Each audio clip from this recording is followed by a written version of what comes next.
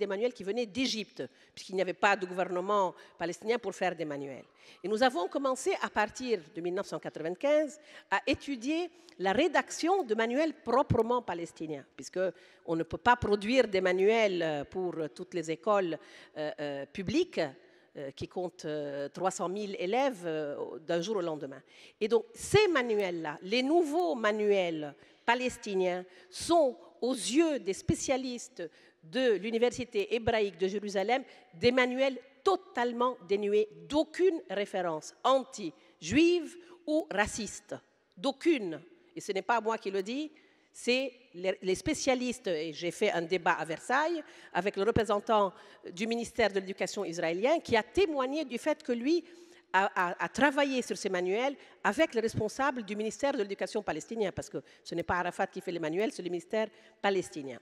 Il reste malheureusement des écoles privées qui sont libres, malheureusement, et je pense qu'il faudra qu'un jour, lorsqu'on pourra gérer notre éducation, aussi questionner les écoles privées et le contenu de leur enseignement. Et dans ces écoles privées, dont malheureusement beaucoup sont financées par des mouvements islamistes, il y a un discours anti-juif et quelquefois antisémite, parce que vous avez vu qu'il y a, malheureusement, l'antisémitisme existe encore partout, avant tout en Europe, et il apparaît pour la première fois dans des pays où il n'a jamais existé, comme l'Égypte. Et c'est très grave. Et à mon avis, c'est un amalgame qui résulte du problème politique actuel. Comme il y a amalgame en France, et tout à l'heure Sylvain en parlait, où les gens prennent les Juifs pour des synonymes d'Israéliens ou de gouvernement israélien ou de soldats israéliens. En tout cas, je crois que nous devons, en tant que, si nous sommes vraiment une autorité nationale, si nous sommes un gouvernement, nous devons être aussi responsables de l'enseignement des écoles privées. Comme en France, il y a le débat entre les écoles privées et les écoles publiques. Et la télévision. Seulement, vous ne pouvez pas demander une autorité qui n'a pas les moyens. Yasser Arafat est enfermé dans son propre quartier général depuis 11 mois par l'autorité israélienne militaire et politique. Il n'a plus de police, il n'a plus de ministère, il n'a plus de moyens de fonctionner et d'assurer les services de sa population. Est-ce qu'on peut honnêtement lui demander de pouvoir surveiller les écoles privées qui enseignent quelquefois avec un discours antisémite? C'est pour ça que je dis qu'il est de l'intérêt d'Israël que le plus rapidement possible, cet État devienne responsable. Parce qu'une autorité qui n'a pas les moyens ni de circuler, ni de travailler, ni d'avoir des inspecteurs, elle ne peut pas ni assurer des manuels, ni des classes comme il faut, ni elle peut assurer une démocratie comme la demande Shlomo Ben Ami, elle ne peut même pas assurer aux citoyens le fait d'arriver à des hôpitaux pour accoucher dans des hôpitaux, pour se faire soigner. Alors Laïla Chaïd, sur la question de la responsabilité, on y reviendra parce que je pense que là on est au cœur d'une espèce de dialogue de sourds. Vous dites aidez-nous à être responsables et en même temps les Israéliens vous disent vous avez eu l'occasion de vous montrer responsable. On ne peut pas demander à des gens à qui on a ôté tous les principes de la souveraineté, par ailleurs d'agir comme des souverains responsables. Donnez-nous notre souveraineté, voilà, donnez-nous notre souveraineté et notre indépendance et jugez-nous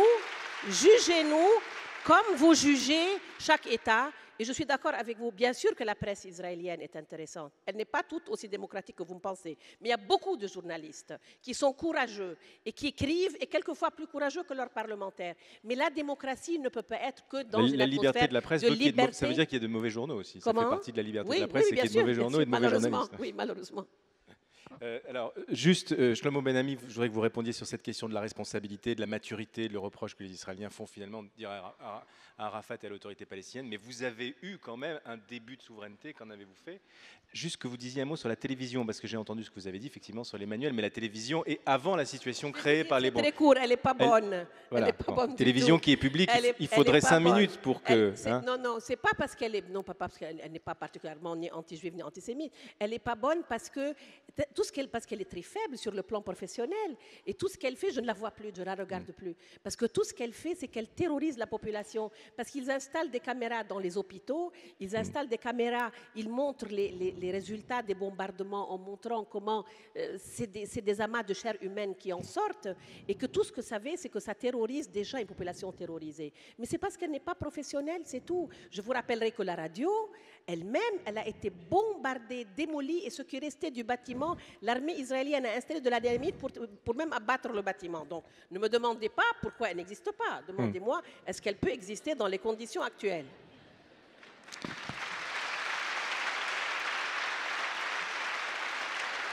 Ce que vient de dire Laila Chaïd renforce l'intérêt, excusez-moi Shlomo Ben-Ami, de ma première question, je crois que vous n'avez pas tout à fait répondu, de dire, là effectivement il est évident que depuis, disons, une petite année, Arafat complètement isolé les 3/4 du temps dans son quartier général, bon, on se demande ce qu'on peut encore lui demander. Mais bon, plus généralement sur l'occasion manquée, la question de la responsabilité, de la maturité des Palestiniens, ou de l'absence de maturité plutôt du point de vue israélien, est-ce que vous pouvez répondre à ce que vient de dire Laila Chaïd?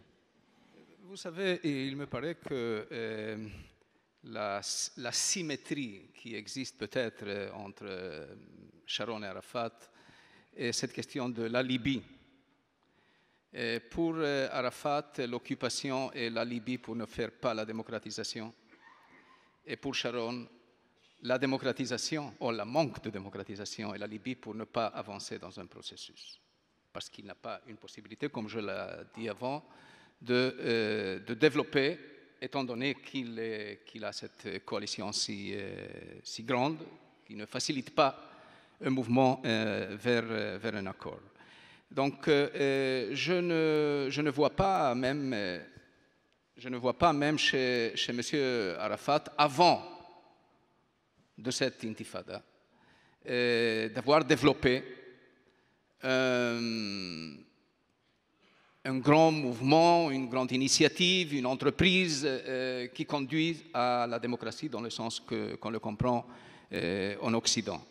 J'ai visité plusieurs fois la maison, le bureau de M. Arafat. Je n'ai jamais vu sur sa table une photo de Jean Monnet.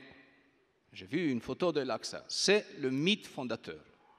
Donc, il faut comprendre une chose très simple. Il faut comprendre une chose qui est très simple. Moi, je vois cette question des livres de texte et la propagande, si vous voulez, anti-israélienne chez les Palestiniens comme un élément de la constitution d'une conscience collective vers l'ennemi israélien. Et ce n'est pas seulement une question de manque de paix. Voilà la situation en Égypte, par exemple, avec ce qu'on écrit, même dans le temps de Yitzhak Rabin. Pas maintenant. Est-ce que l'inverse n'est pas vrai aussi? Il y a aussi des stéréotypes qui existent à la télévision israélienne ou dans la presse israélienne sur les Arabes, sur les Palestiniens. Non, je pense qu'évidemment, peut-être pas racistes, mais en tout cas des stéréotypes ou des. Sans doute, les stéréotypes sont partout. Les stéréotypes sont un instrument pour faciliter la compréhension de l'autre, un instrument simpliste, évidemment. Mais je parle de campagne systématique, d'incapacité de développer une attitude ouverte vers la société israélienne. Chez nous, par exemple, c'est la classe intellectuelle qui est le moteur du changement politique, qui est le moteur du processus de paix. Là-bas, c'est la classe intellectuelle qui est le moteur de l'anti-israélisme. Même dans les années de Yitzhak Rabin, les caricatures, les cartoons qui ont été faits dans la presse égyptienne contre Yitzhak Rabin, ce sont la copie, l'imitation de Stirmer. Donc, il faut comprendre qu'on a un problème sérieux. Et je le dis comme une personne qui veut arriver à un accord d'évacuation de territoires, de démantèlement des implantations, etc., etc. Mais il faut comprendre que les Israéliens voient qu'il existe un problème de légitimité morale de l'État juif dans cette part du monde. Je vous donne, si vous me permettez, un autre exemple. Arafat, ça fait longtemps. Pour lui, le terrorisme a été, je le dis comme je constate un fait, je ne le dis même comme critique, je le dis comme un fait. En le regrettant même. Oui, même en regrettant évidemment. Et chez Arafat, le terrorisme était une arme stratégique pour que le moment de la vérité, quand on arrive aux négociations finales, il peut utiliser cet instrument pour changer l'attitude du gouvernement israélien. Chez lui, c'était toujours une stratégie. Maintenant, vous mentionnez, mademoiselle Laila Chehid mentionnait le cas de Jérusalem. Je vous donne ici un autre exemple, à mon avis, de manque de leadership et de manque de courage. Il faut avoir une conférence islamique. Arafat a besoin d'une conférence islamique, on nous dit, pour prendre une décision sur Jérusalem. Oui ou non? Pourquoi? Est-ce qu'il n'est pas le leader de la cause palestinienne qui comprend les paramètres essentiels des intérêts religieux du monde islamique? Nous, je suis ici dans un pays occidental, maintenant dans la capitale d'un pays occidental, où on va à l'église, où on lit la Bible. Je ne dois pas expliquer ici la centralité de Jérusalem pour le peuple juif. Pourquoi, si on veut paralyser un accord, éviter un accord, la meilleure recette, c'est que nous aussi, nous allons former un comité international du monde juif sur la question de Jérusalem. Pourquoi pas?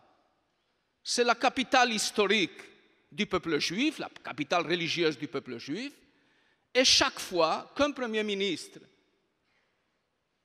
va négocier le sujet de Jérusalem, il dira, pousse un moment, je dois inviter tout le monde juif, les grands rabbins, les grandes organisations, je dois leur consulter, puisque ce n'est pas mon patrimoine personnel. Ça serait la recette la plus facile et immédiate pour paralyser un accord de paix. Il est toujours nécessaire, on met des responsables dans un poste, on les élit pour qu'ils prennent des décisions, pas pour qu'ils échappent des décisions. Et le leadership palestinien en 1948, malheureusement, a échappé la décision. Et il a échappé la décision à tabac aussi, avec toutes les difficultés. Moi, je pense qu'un des problèmes les plus sérieux que la cause palestinienne a eu, et c'est un paradoxe, et dans une salle universitaire, c'est le lieu pour parler de paradoxe. À mon avis, c'est l'excès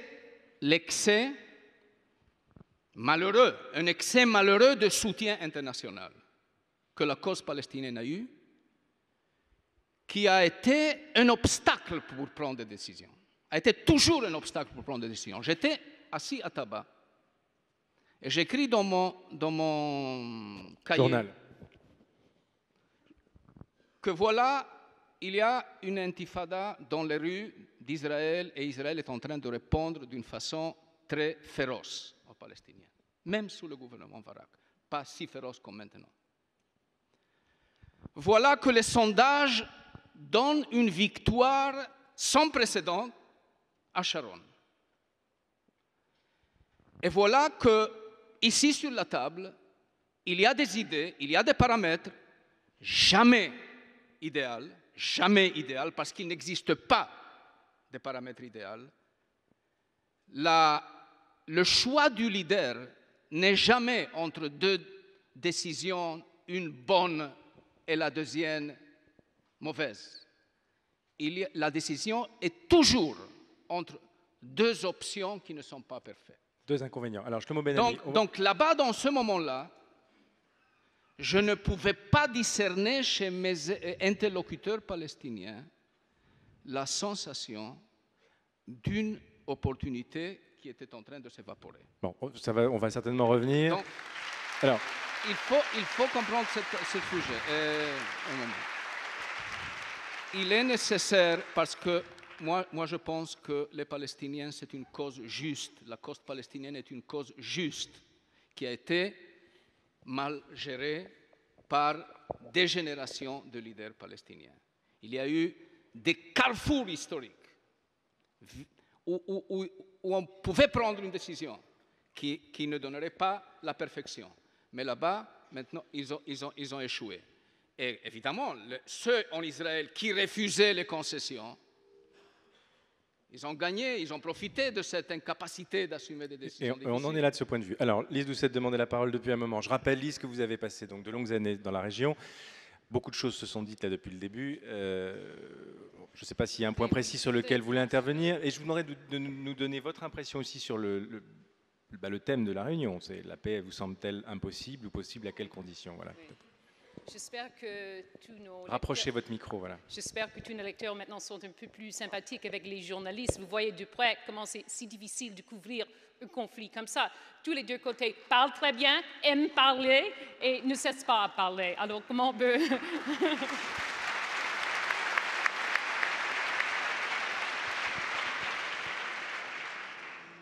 Je veux dire d'abord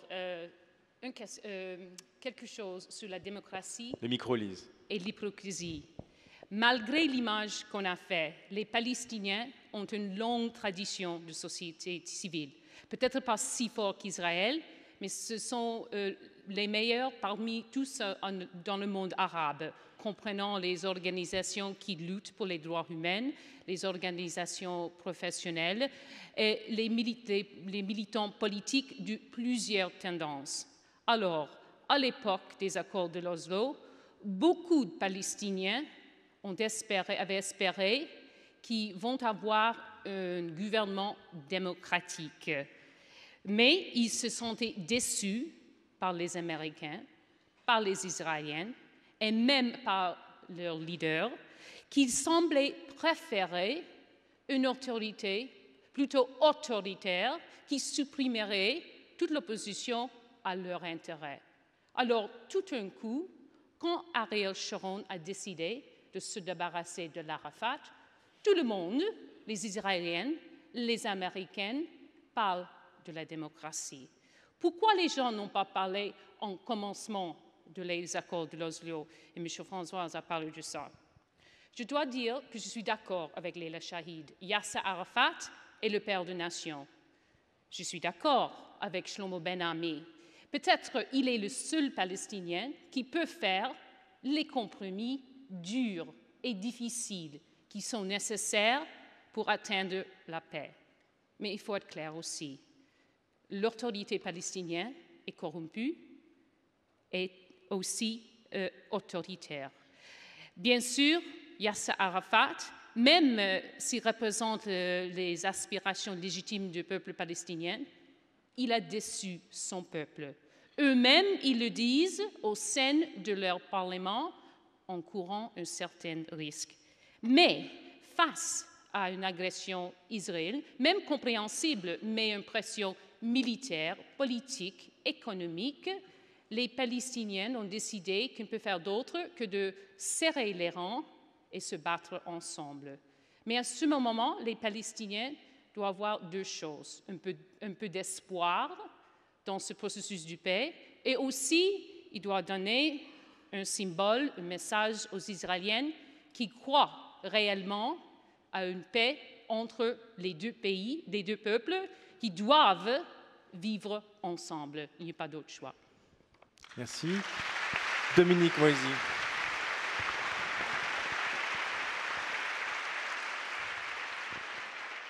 Dominique, vous n'êtes pas intervenu depuis le début. Je pense que c'est Non, mais je crois... la meilleure raison pour rétablir le mandat britannique. Malheureusement, je suis canadien. Canadien-britannique à ce moment-là. Un mandat canadien peut-être pour changer. Dominique Moisy. Non, je crois que ce qui a été dit à la fin est fondamental. Il n'y a pas d'autre choix que la paix. C'est-à-dire quand on considère toutes les autres alternatives, elles sont pires. Mais si on part de cette vision, on a l'impression que les deux peuples ont été trahis par leurs leaders respectifs. Quand on regarde la situation sud-africaine, elle ne peut pas être comparée, bien évidemment, au conflit israélo-palestinien. Mais il s'est formé un couple idéal entre De Klerk et Mandela. Il y a aujourd'hui un couple infernal entre Sharon et Arafat. Le peuple palestinien n'a jamais eu son Mandela. Et le peuple israélien a peut-être eu à un moment donné son De Klerk. Mais il a été assassiné et c'était Rabin. Et la tragédie, c'est que le petit Israël... Excusez-moi Dominique, Yasser Arafat a eu le prix Nobel de la paix. On peut dire que d'une certaine manière, il a eu une occasion de s'élever à un statut de Oui. Mandela. D'ailleurs, à cette époque-là, des Oui. comparaisons étaient faites. Oui. Hein. Kissinger aussi a eu le prix Nobel de la paix. Bonne réponse.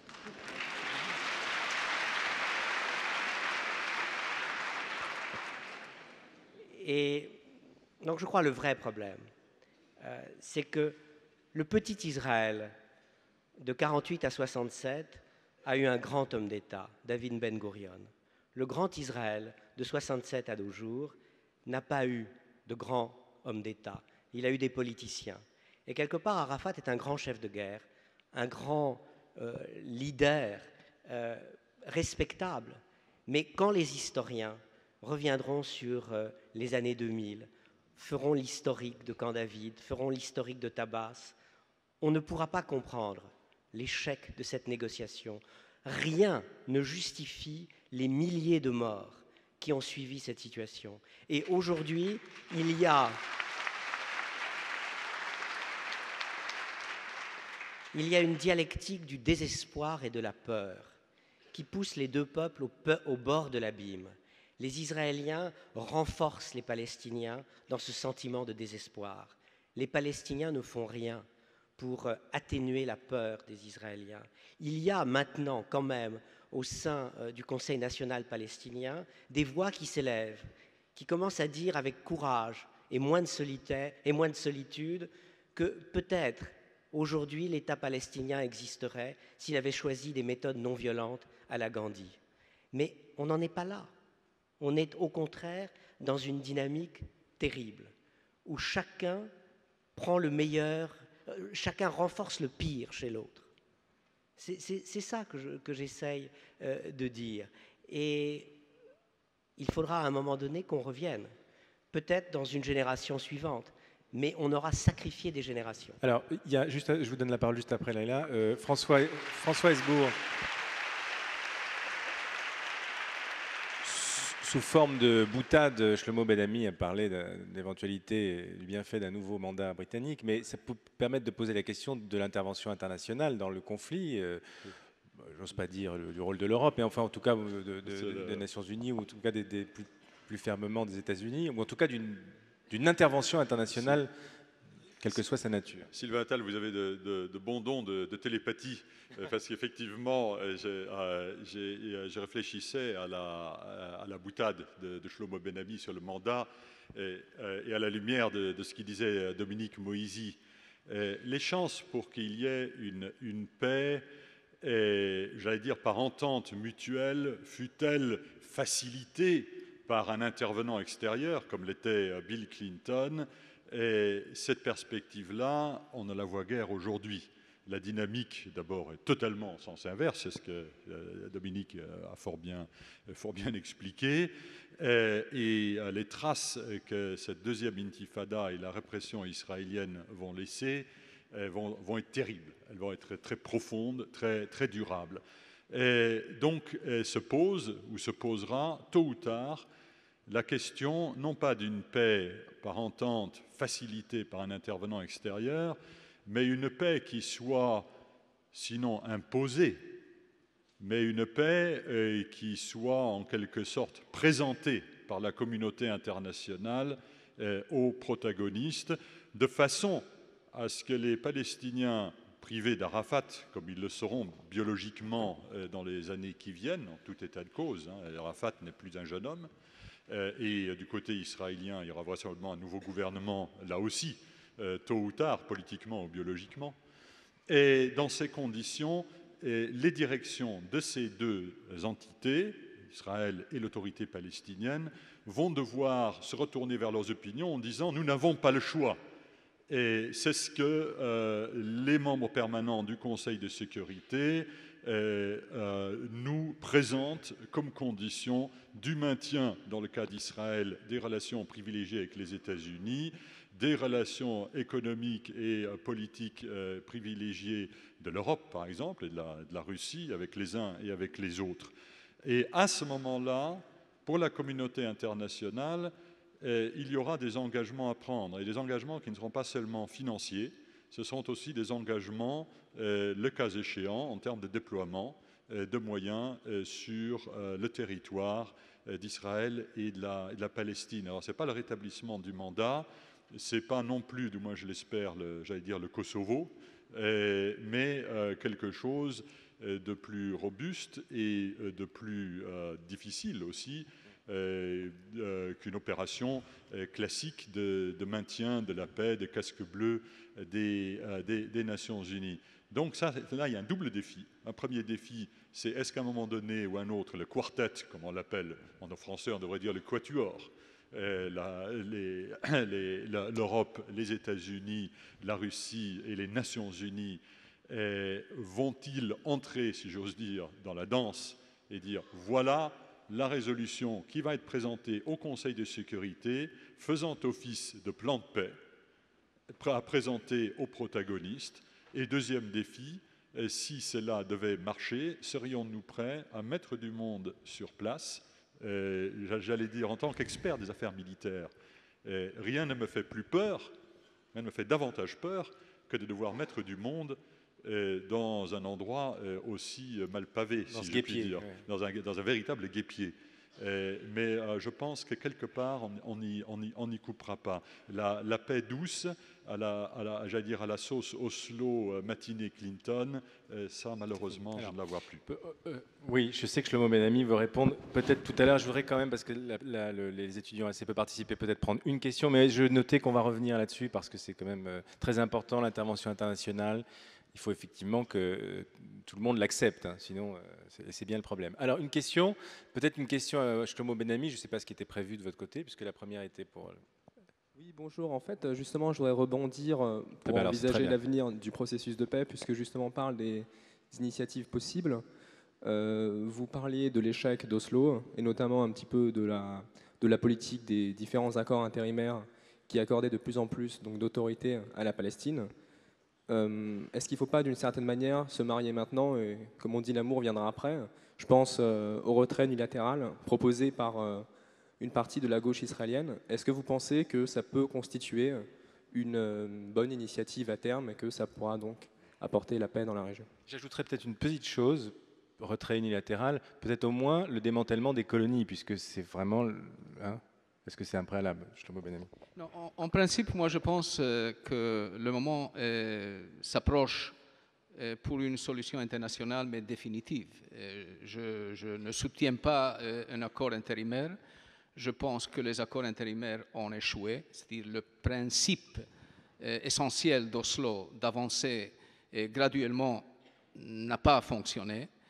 Et les Palestiniens, pendant ces années, n'ont pas eu l'occasion, l'opportunité vraiment d'avancer économiquement. Et c'était, même du point de vue des Palestiniens, c'était Israël qui a profité du processus de paix économiquement, et avec la croissance économique et le rétablissement des relations avec un grand nombre d'États à travers le monde, etc. Donc ça ne peut pas continuer.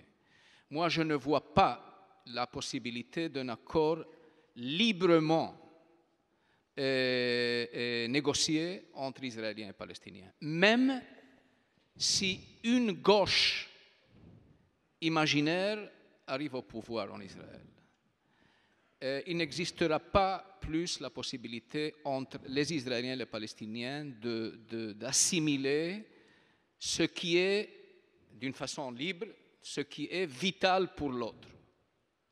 Donc le moment s'approche pour faire, à mon avis, cette cadre